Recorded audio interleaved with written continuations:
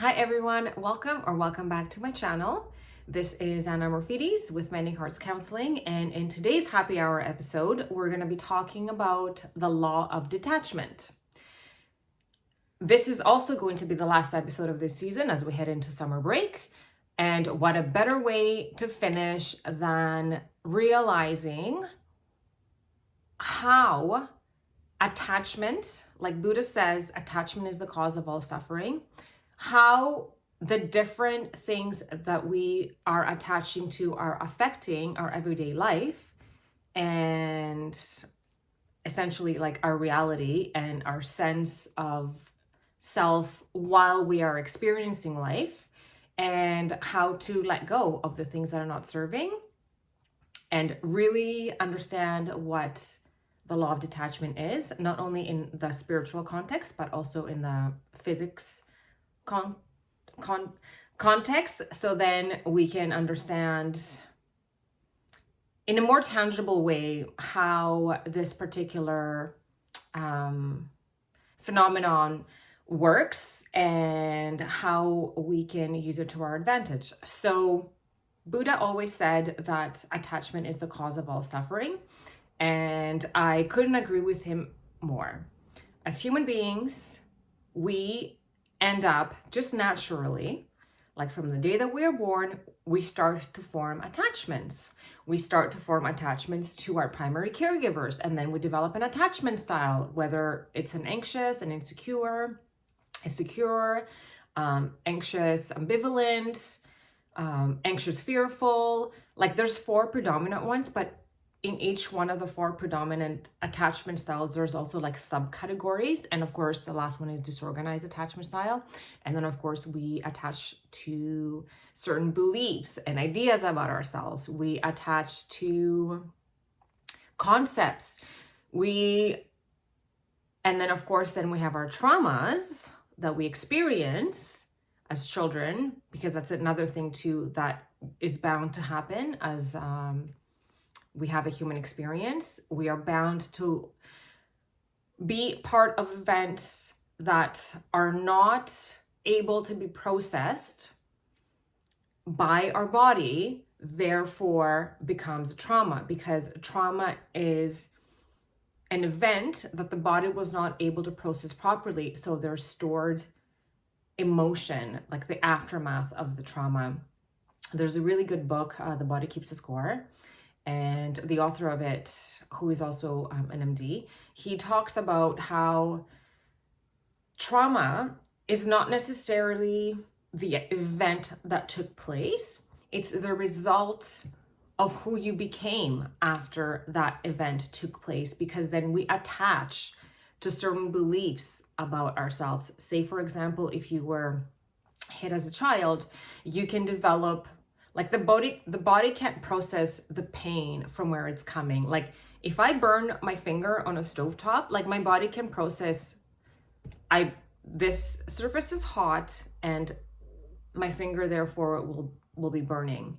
But when we get hit as children, we can't, that doesn't make any sense to us, right? Like what do you have to, like there's nothing tangible to support that which is happening, like the pain that's coming from it. And children tend to internalize everything as if it is their fault.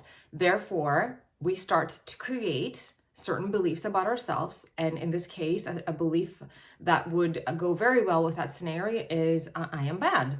So then with repetition, every time you get hit, then you develop this idea that I am bad, and it keeps persisting. Oh yes, I must be getting hit again because, yeah, we established that I'm a bad person, I'm a bad kid. And then it just stays into our adult life. And then we develop our core beliefs. I talk about core beliefs all the time, and I should probably link a video about core beliefs below that I have about determining which ones are yours, because the law of detachment is essentially the ability to be able to detach from these sort of ideas that are untrue. So the law of detachment in spirituality is letting go of the things that are not serving, such as negative core beliefs. And truly surrendering to universe, God's will, source energy, whatever it is that you want to call it. And in the physics world, I'm going to read it out loud. The law of detachment, in the context of logic, is if a conditional statement and its hypothesis are true, then its conclusion must also be true.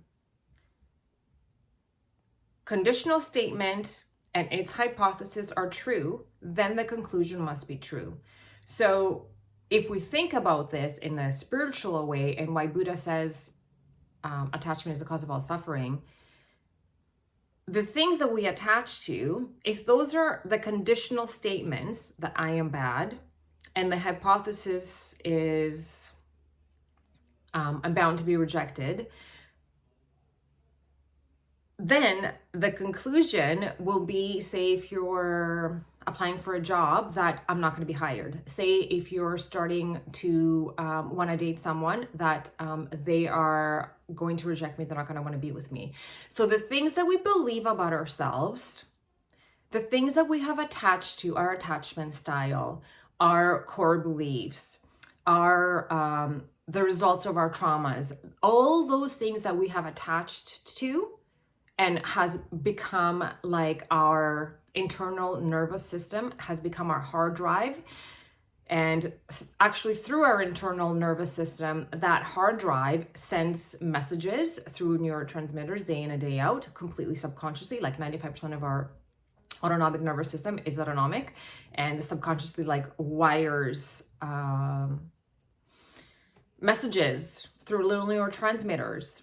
And then these neurological synapses carry information, and that information is developed when we are children, and that information is absorbed from the world around us. So what did we absorb and what did we attach to?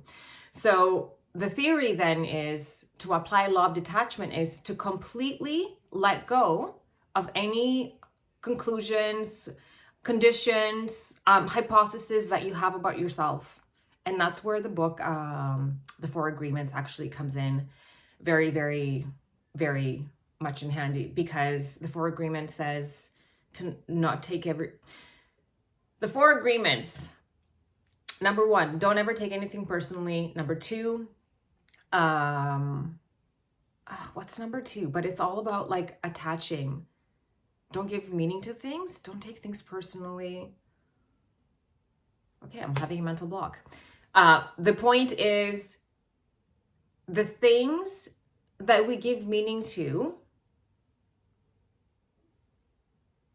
Oh, yes, it is. Don't give meaning to anything. Yeah, don't give meaning to anything and don't take anything personally. Because when we take things personally or we give meaning to things, that perception of the event is based on our core beliefs. So if I was raised with a secure attachment style, I would have beliefs such as like, I am bound to be loved, I am supported, I am adored, all these beautiful things. So I would perceive things in a different way.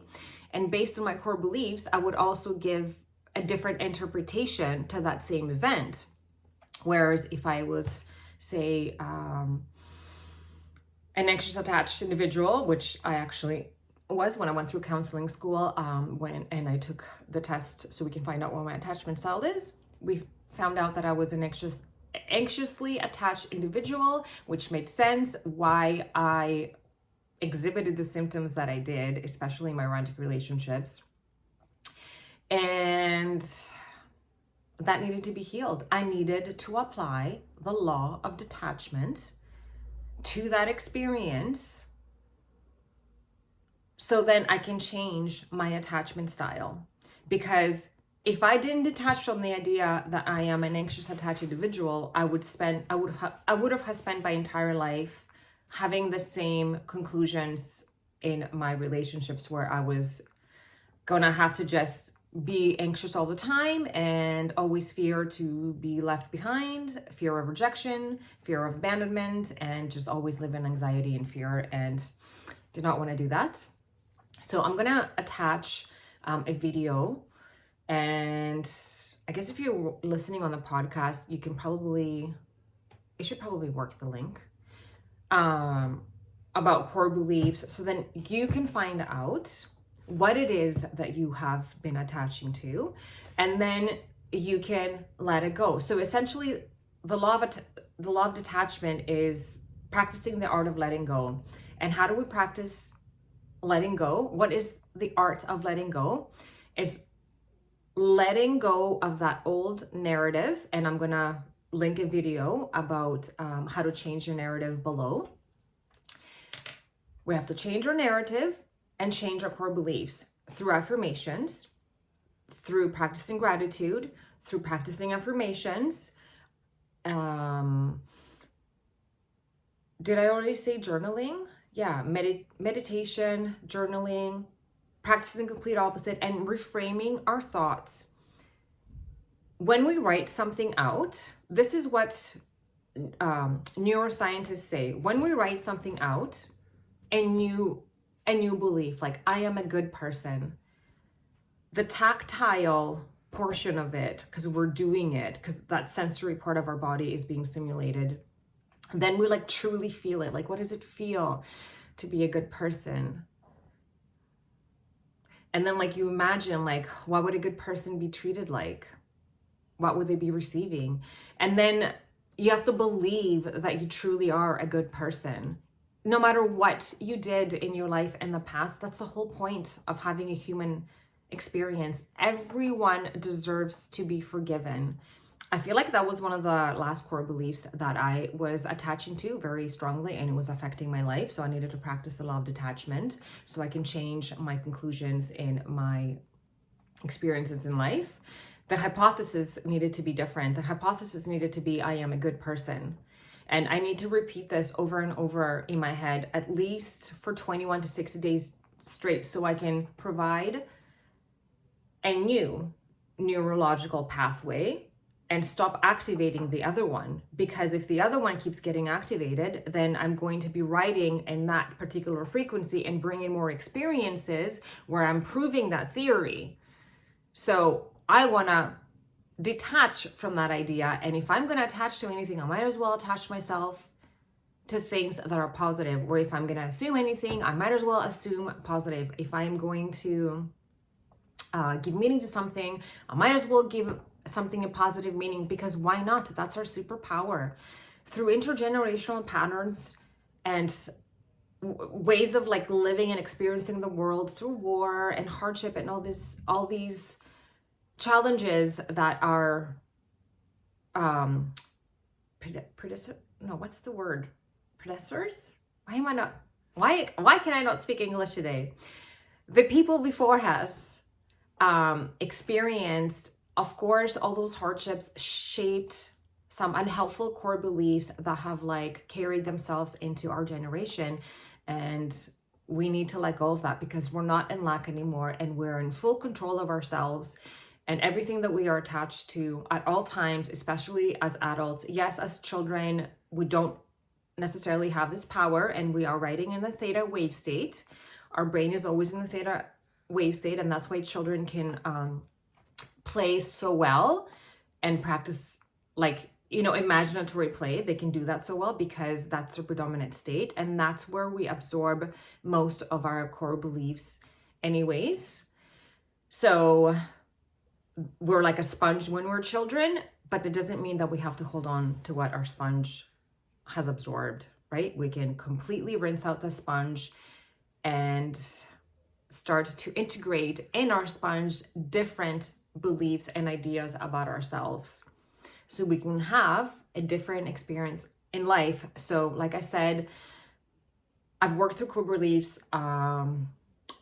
I am bound to be rejected. I am bound to be alone. I am not worthy. I'm not good enough. I've done all that. And then the last one that I was working on this year was I am bad. That was a really big one to overcome, actually. It was quite the challenge, but I think I did it. And today I decided that from this day forward, I am going to live my life in a way that I am good and not let anything else affect that. I'm wishing you a very wonderful rest of your day. Thank you so much for tuning in and watching from anywhere, whether you're on YouTube or on the podcast. I hope you have a wonderful summer, and please let me know if there's anything that you are struggling with to detach from, and if you need any feedback on how to further use the law of detachment after perhaps maybe you watch the videos where I go further into more detail about how to do that, because I also don't want to keep my videos crazy long, as we have more important things to do, like go and enjoy the sun and the beautiful weather. So thank you again with so much love and gratitude. I will see you next season. And remember, you are worthy and you deserve it, and you are good enough, and you've got this. Everything is just a shift and a perspective away. So remember, if you're going to assume or attach to anything, make it be positive. I will see you next time.